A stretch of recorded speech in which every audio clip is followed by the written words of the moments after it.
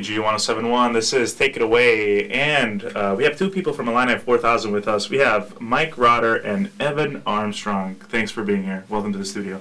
Yeah, thanks for having us. Thank you. So, okay, tell us about Illini 4000. Like, what do you guys do? For those who've never heard about Illini 4000, like, what is it?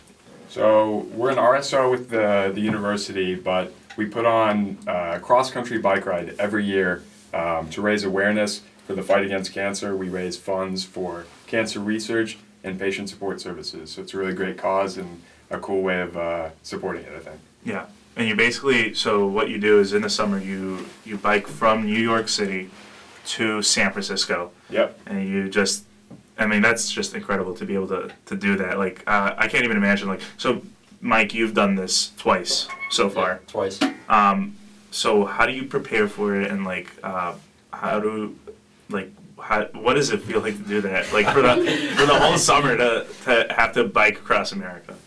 I mean, you can't really prepare for it enough. Kind of the first week or two of it, you're still preparing for it. But during the school year, we got them training in the gym and everything. We got meetings every week to prepare them. But once you get out there, we trained in Illinois. Once you get to New York, upstate New York, there's hills there, which are not here. And so that's a whole different experience, and you're flying by the seat of your pants at the start at least. So how long does it take to make the whole trip? Is it a few days? It's usually like 70 to 80 days, although we do find people at gas stations who think that it's going to be like 4 or 5 days. And yeah, and because you make stops like every day. I feel like what does it feel like when you finally like are done with, like, how many miles would you do like on average in a day? So we average about 70 miles a day. Some days you get lucky and it's like a 30-mile day, and other days it's like 119 miles, something like that. I think that's the longest I've done. Yeah. What does it feel like when you're done for that day? It feels pretty good to be done. You're sore and everything, and if it's raining, you got literal puddles in your shoes, and you got to dry everything off, and you probably got an hour before you got to get to sleep and then wake up at 5 a.m. and do it the next morning. Yeah, so how long every day are you actually on the cycles? Usually about an hour per 10 miles, but I mean, usually something goes wrong and you end up taking 10 hours to do 50 miles or something like that. Oh, wow. That's crazy. Evan, you're preparing for this now. You're doing this for the first time. So, like, what have you done so far to get ready for this? So I know how to ride a bike, which is helpful. I didn't have to worry that one.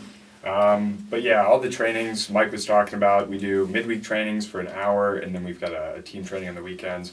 Focus is like cardio, especially a lot of core exercises too. To prepare, we got to go get all this equipment too. There's a lot that goes into biking. I think a lot of people don't know. I didn't know a lot of it, but just got a lot of my equipment. I've taken my bike out a couple of times to get back into the swing of things there. We're going to start doing outdoor trainings on the bikes, which is, I think, going to be helpful for this bike ride we're doing. But yeah, it's all just a good amount of, just getting in the mindset that this is going to be my summer. It's a whole summer, and it's going to be intense, but good group of people to do it with, and great cause, like I said. So. Yeah. What do you think so far, training-wise, is going to help you the most? I think cardio. The cardio. I think when you're going to be out there for upwards of 10 hours, you got to be able to keep going. Especially, that's something we work on when we're doing our team trainings, is working as a group. You bike as a group.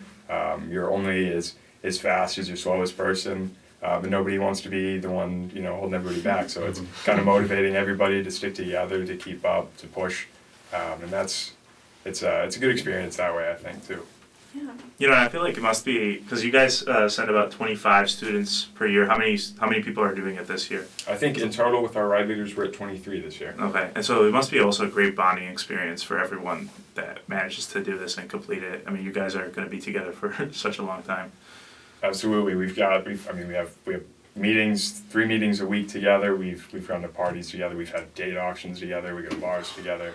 And some of us have known each other like from before, and meeting all the. It's 23, at least 22 new friends this year. It's like, it's very cool, and it's nice to be able to get to know these people so they're not strangers for basically 3 months in the summer. So it's good to have good people to do it with. Yeah, where do you guys get this group of people from?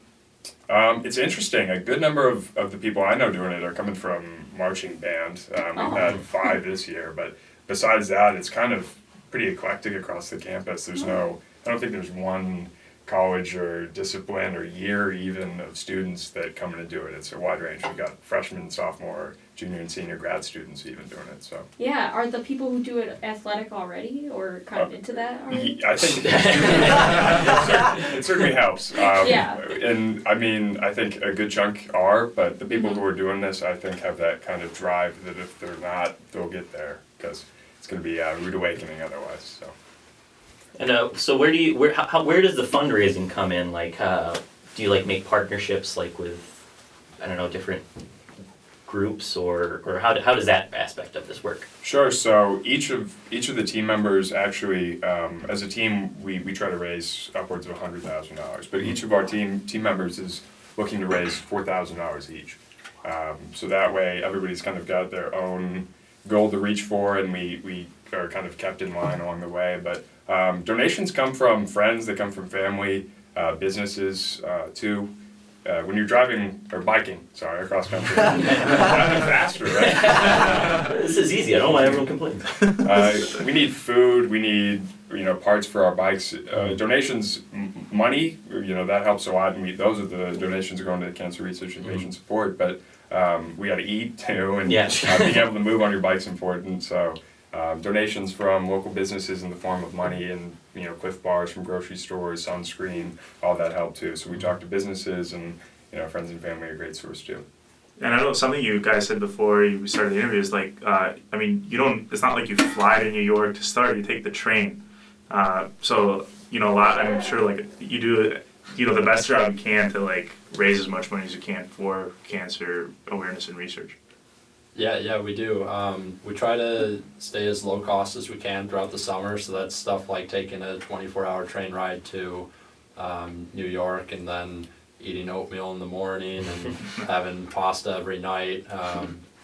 So we try to keep costs as low as we can, which kind of means sleeping on the floor of churches, and it's not a life of luxury. So Evan, I mean, since you've done this twice, like, what's your favorite moment? Oh yeah. Sorry, Mike. You good. Oh geez. I would say just get into that. We end in San Francisco every summer, so get into that Golden Gate Bridge, and we take a break there and kind of let everybody catch up, and then we all cross the bridge together, and that's the end of our ride.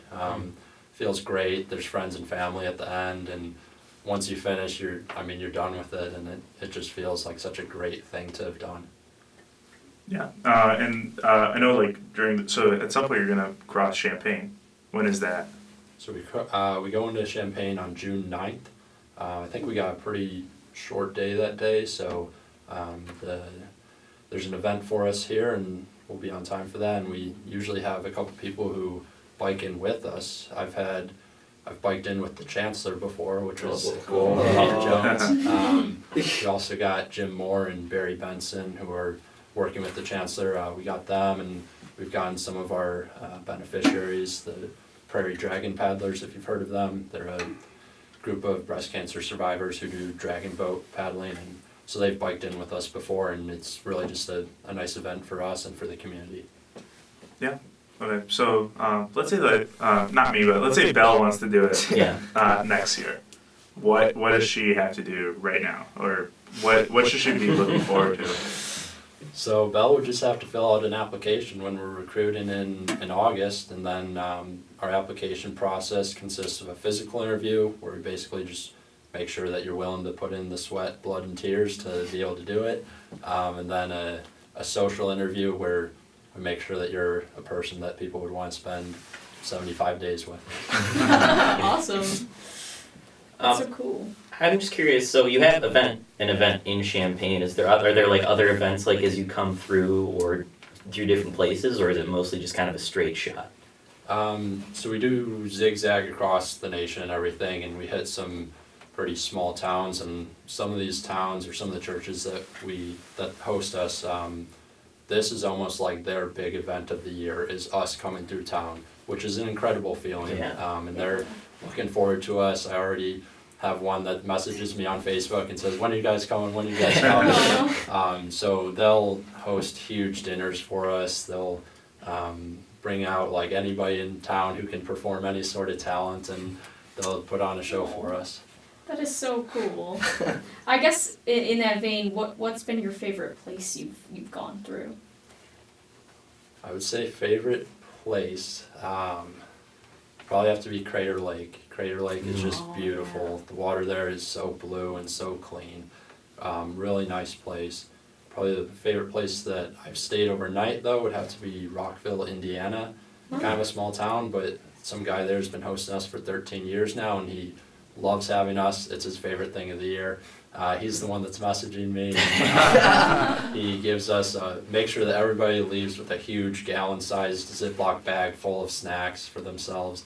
Just a great guy and a great place to stay. Wow. Yeah, awesome.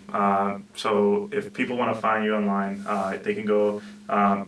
Your social media is at Illini 4000 on Facebook, Twitter, and Instagram. And then do you have a website where can people donate as well? Yep, they can donate right on our website at illini4000.org. Mike, thanks so much for being here. And then Evan, good luck. We'll be cheering on with you. Thank you. Yeah, so thanks guys for being here. We'll be right back here on WPGU 107.1. Stay tuned.